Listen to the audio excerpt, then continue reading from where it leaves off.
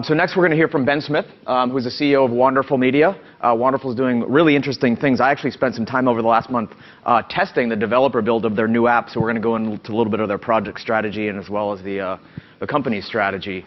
And you wore your Auburn hat. Absolutely. Nice. How are you? Good. Good. Take a seat, please. So to start off, let's talk about, and actually I should say, I want to thank you for being here.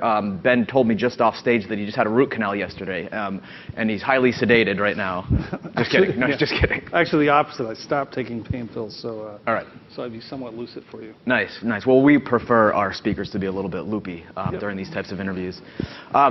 So tell us first, we're going to get into the product and a lot of other things and your mobile strategy, but first a little bit about Wonderful, a relatively new company and its kind of corporate background and its inception and all that good stuff, and then we'll get right into it. Sure. So we put the team together about 18 months ago, working with a set of 12 of the big newspaper owners, McClatchy, Advanced, Newhouse Family, The Post, Gannett, Cox, a group of 12 of them, to tackle a problem of the audience for local retail. They had historically had a very strong position delivering the printed circulars, which was, if you were Target, you had to be there. Yep. If you were Walmart, you had probably tried to not be there once and realized that it didn't work. You really had to be there. And I felt like that the tablet and the phone really had a chance to change that business, where that business had never really been affected by the internet, unlike a lot of other newspaper advertising categories. That business had never been hurt. I felt like the phone and the tablet would have a dramatic effect on it. So we put a team together, a lot of guys who had worked with me before at a couple of different companies, including Merchant Circle, and set out to sort of build a new audience, an engaging consumer audience around local retail shopping. That's great, and we're going to get into the attributes of your iPhone and iPad app in a second, and I think that fills a very important hole, and in some ways I've been very surprised there hasn't been a breakout star in this area yet, and perhaps it comes back to the timing issue you mentioned, that the penetration of smartphones and tablets, maybe the timing's right, because in the past we've had companies like Shop Local, similarly in that they're newspaper backed. And then, there are also a lot of apps. We have smaller apps like the Find and Goodzer, which are, nice little apps in their own right. But we haven't really had a breakout star in terms of local shopping, either online or in mobile, that really is kind of the go-to household name. So I think that what you guys have built has the potential to be that for a lot of different reasons. But talk a little bit about, what's been out there so far and what you think is missing. Is it the comprehensiveness of the content, the product strategy? I think, historically, if you look over the past 10 years of what's been tried in this area, the problem was that it was being tried on the web. Yeah. And this is not the type of shopping that really fit the web. A lot of the shopping is very casual discovery shopping. Yeah. It's not, I really need X, let me find the best price on X, which is inherently a search problem and is built for the web. It is more of a casual, on Saturday afternoon, you used to grab that bundle of colored papers and sort of flip through and go, oh, I guess I should go to Home Depot. Right. That experience could not happen on the PC effectively. Right. And we've seen that. If you look at our tablet user, the tablet user is spending 15 times as much time per session than they are on the web. And the second part of it was that it was a very, sort of ad hoc thing that you would use frequently to sort of, what's available, what's available. Yeah. And that's natural from the phone, right? Right. And this idea of this device in your pocket that, in fact, does know where you are all the time, allows you to have this sort of smart circular experience that sort of can tap you on the head when you're walking in the Target parking lot, whether it is telling you, here's 3 things that are in this Target that you really want, or whether it is you're seeing an ad that says $5 if you go to Walgreens instead of Target. Yep. There's a lot of interesting things you can do with location. So you brought up a very good point about kind of the interplay between search and discover, and I want to get into that in a second. But first, the app, both apps, the iPhone app and the iPad app, are somewhat new. Are you seeing any usage data so far that indicates, kind of that lean back mode of in-home use with the tablet app? Yeah, so and in-store app? You see different time frames with with each one of the apps in terms of when people use them. The number one time for the iPad is Sunday afternoon, which happens to be highly correlated with when people read the circulars as well. A lot less on Monday because people are at their desk on their PCs. So the iPad, unless it's Cyber Monday. Well, on Cyber Monday they tend to be at work on their PC, not working but buying stuff. So you see different usage patterns. What they're looking for, we have every piece of circular data from every retailer in every town in the entire country. So we actually see, much like the last speaker was talking about, we see the different trends in different parts of the country. You can see when it's college football day in certain parts of the country, what people are doing, what they're looking at on those days. You can see when spring doesn't start the same time in the entire country. You can see sort of spring, what people begin to look at with spring. So we spend a lot of time with that data. In fact, for the retailers who spend $4 billion plus on those printed circulars every year with our guys, they never really have had the data as to what people do with it. Unless they did focus groups. We have that data every day. So we spend a lot of time with retailers on what are people looking at in the circulars. Well, also the data and the content, the comprehensiveness of the content is kind of the unsexy part of the story. But it struck me when I was reviewing the app, and especially when you're talking about localized content, because things start to thin out as you get into different locales. It's just a numbers game, but you have a very kind of comprehensive base of content. Do you attribute that to the newspaper partners and backing and all that stuff? I think I attribute it to what we, every company. You have something that you get up every morning and you say, that's what has to get better. At Merchant Circle, it was simple. We have to get more merchants every morning. Anybody who, I know there's a bunch of people here who worked with me on that. We got up every morning and we said, we're going to get more merchants. Some people didn't like how we did it every time, but we got more merchants every day. In this case, there are two things that we think about every day. More engaged consumers, driven by deeper and larger amounts of data. This is a very complicated data problem. Retailers don't even know what's for sale in their own store every day. Our breadth of retailers ranges from the Macy's to Jane's Dress Shop. We launched in the first quarter our small business platform. We have a lot of dirty data. We have a lot of ugly data. And one of the biggest problems I had when I first got involved was there was a lot of these ads that were coming out of the newspapers that we could use inside the app, and they had great content. They were, Jane's got a 2-for-1 dress sale and everything. The problem is the ad was in the newspaper. And it was ugly. So structuring all that and then unstructured data. You put it on an iPad, and it was really ugly. It's sort of the Kennedy-Nixon problem on TV, right? Exactly. It really made it look bad. So we had to spend a bunch of time just making ads look prettier. So we spend a lot of time looking for breadth of data. We do crawling. We do direct data from retailers. We have our own conversion capability where we have 40 people up in Chico who do work to make that convert. We work with a number of partners on data, and mashing all that data together and matching it is a tough problem. Now going forward, we're launching 2 more apps that really are about data capture, that are allowing consumers to capture data so they begin. So it's kind of crowdsourced. So they begin to participate in the data collection. I like that. It ends up that, somewhere, so we'll approach 10 million iPhone installs sometime this year. And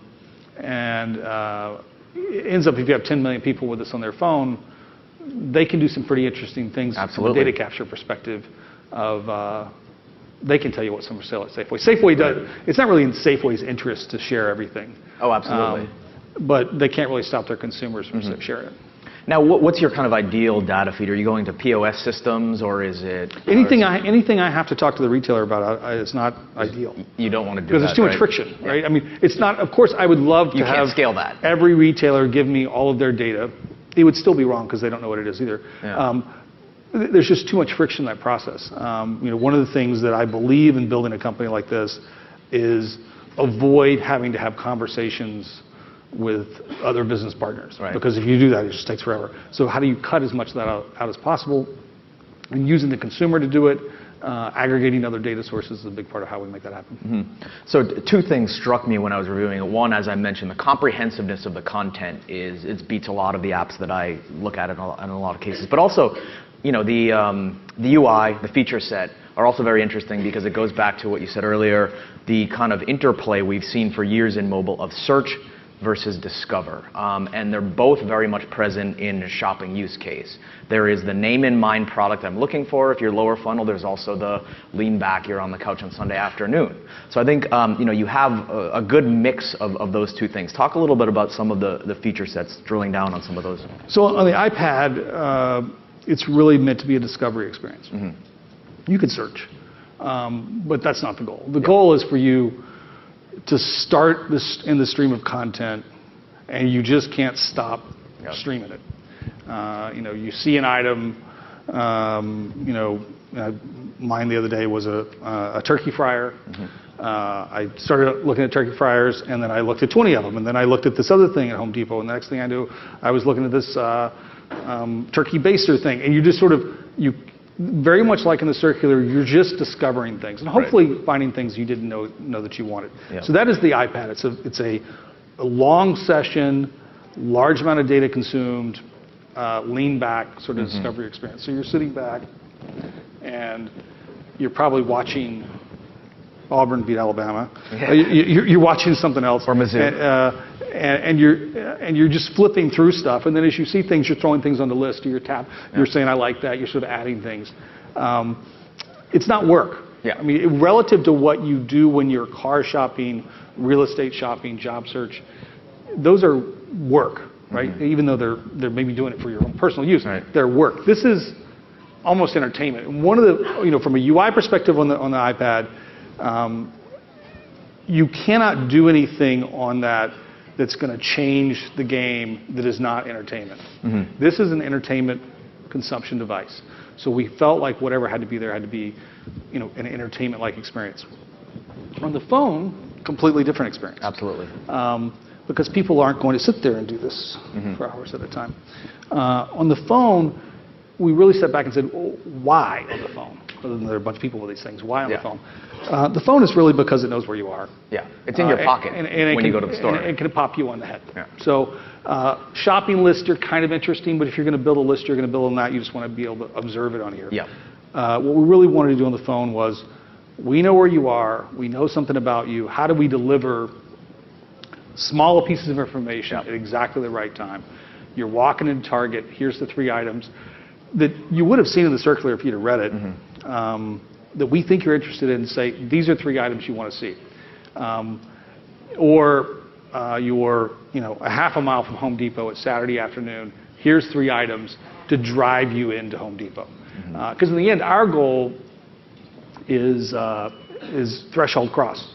Yeah. We're trying to drive people across the threshold. Of course, one of the great things about the phone is we can actually measure that. Absolutely. So different UI across the web, the iPad, the phone. Completely different goals in terms of what we're trying to accomplish. Absolutely. And that's one of the challenges out there in product development on mobile, which is becoming tablet and smartphone, and this, what I like to call the device continuum that will soon involve watches and Google Glass and other things, is that, making an optimized experience for the use case and the form factor of each one, but yet also having some brand consistency across and a cloud-based system where they can talk to each other. I think the other thing you will see is that there was this whole wave of there are too many apps and people aren't going to ever use as many apps. And the fact is people use more apps per day than they use websites. Yeah. People use an average 7 websites a week. They use 4 to 5 times that many apps. It's because the discovery problem is a lot easier than it is on a PC. So what you're seeing is point apps that solve a specific problem under a common brand. So Facebook has 8 apps. Yeah. Apple, if you look at the iTunes store, there are actually 6 of them, 6 different apps on devices.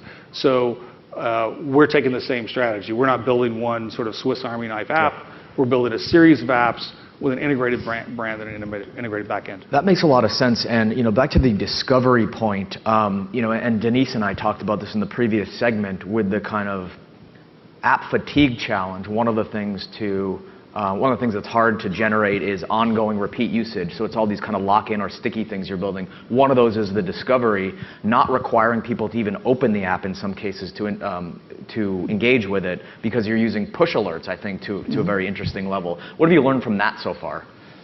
Push alerts are this one big massive A/B test of what do you push to who when. Yep. We deliver push alerts when you get close to certain stores. Well, the first time we did it, we set the radius the same to everything. What ends up that there's a lot of Walgreens. Yeah, there's not so many Home Depots.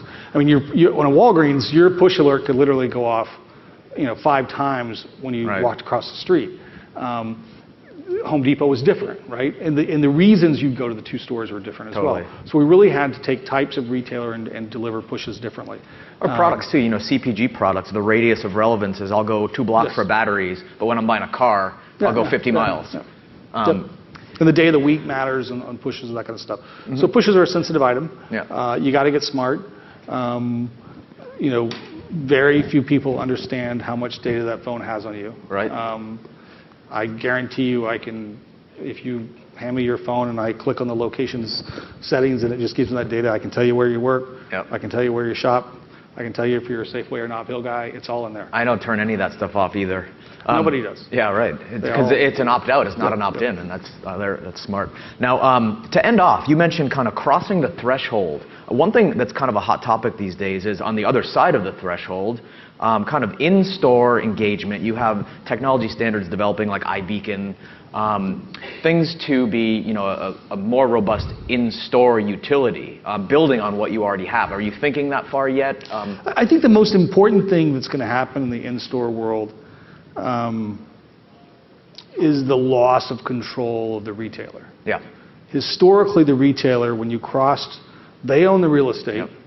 You walked in that door, and everything that was happening in that store, they were getting paid for. And the prices weren't transparent. They were getting paid for whose magazine was on the rack. They were getting paid for the end cap. They're getting paid for everything because they owned it. And you really couldn't get attention of a consumer once they crossed that threshold.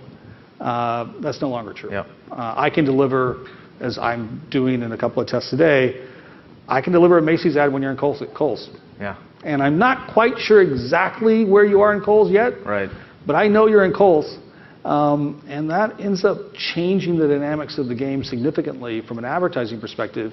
And whether you're doing it through Apple or you're doing it through Google, I think that over the next couple of years, as a retailer, you will be buying not only advertising to your consumers in your store, but advertising to consumers. The geo-conquesting concept. But I think that's a good thing because if anything else, it will make retailers or motivate them to innovate because their customers are being poached unless they build something equal or better. I mean, it takes sort of the concern of the fear factor of the red laser kind of concerns, the showrooming concerns to a whole new level of it's not just going to be the internet showrooming, it's going to be the Walgreens guy down the street. I mean, a great example is drugs or the pharmacy is a very important category to most of these retailers.